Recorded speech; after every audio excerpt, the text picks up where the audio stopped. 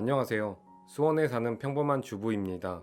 돌아가신 친정아빠 생각만 하면 저도 자식을 둔 어미로서 하루하루 지옥에 사는 듯한 심정입니다. 폐암과 고관절 골절로 인해 전혀 거동할 수 없는 아빠를 5년여 넘게 친정엄마는 지극정성으로 돌봐왔지만 칠순을 바라보는 엄마 역시 디스크 수술 악화로 더 이상 아빠를 돌볼 수 없게 되었습니다. 그렇게 지난해 4월 아빠를 수원에 위치한 요양병원에 모셨습니다.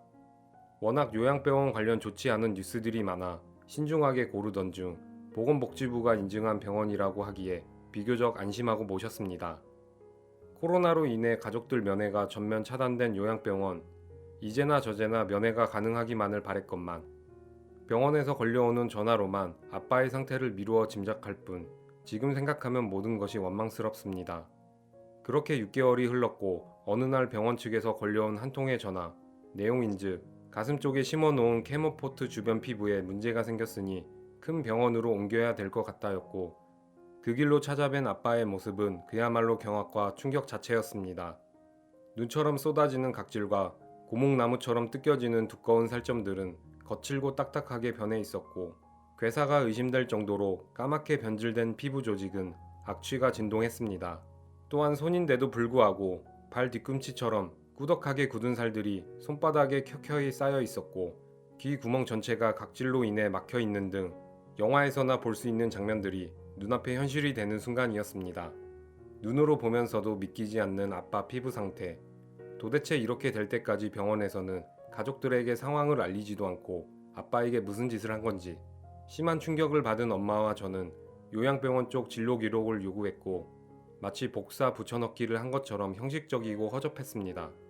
2시간마다 환자의 체위를 변경해 주었고 꾸준히 마사지 및 피부 관찰을 해왔다는데 기록은 분명 그렇게 적혀 있는데 왜 아빠의 온몸 마디마디는 돌처럼 굳어 있었을까요? 결정적으로 피부 발진이라고 요양병원 측 의사가 버젓이 진단해놓고 진단 후 병의 경과라든가 어떤 처방과 조치를 취하였는지에 관한 기록은 전무하다는 것이었습니다.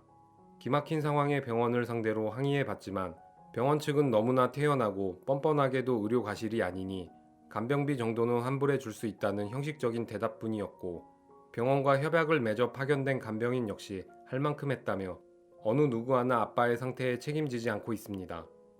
말도 못하는 아빠가 수개월 동안 가려움과 따가움 등 참을 수 없는 고통 속에서 외롭게 홀로 신음하며 지냈을 걸 생각하면 도저히 저는 요양병원 측을 용서할 수가 없습니다. 그런 아버지의 온몸을 구석구석 닦으시며 엄마는 아버지를 이곳에 보냈다는 후회와 함께 당신이 지켜주지 못한 죄책감을 안고 하루하루를 살고 있습니다. 큰 병원으로 옮기고 나서 바로 아빠는 돌아가셨습니다. 아빠의 죽음이 저는 아직 실감나지 않습니다. 자식된 도리를 다하기 전까진 하늘로 보내드릴 수도 맘껏 목 놓아 울 수도 없습니다. 과연 보건복지부에서 인증한 병원의 기준은 대체 뭘까요? 돈만 내면 어떤 병원이든 인증해주는 시스템인 걸까요?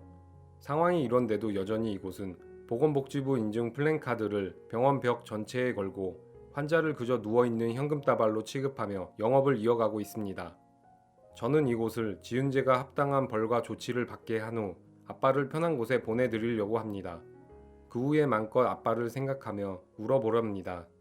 그리고 보건당국은 인증만 하는 것에서 그치지 않고 사후 정기적인 검사와 관리로 저 같은 피해자가 나오지 않게 시스템을 바꿔주실 것을 강력하게 요청드립니다.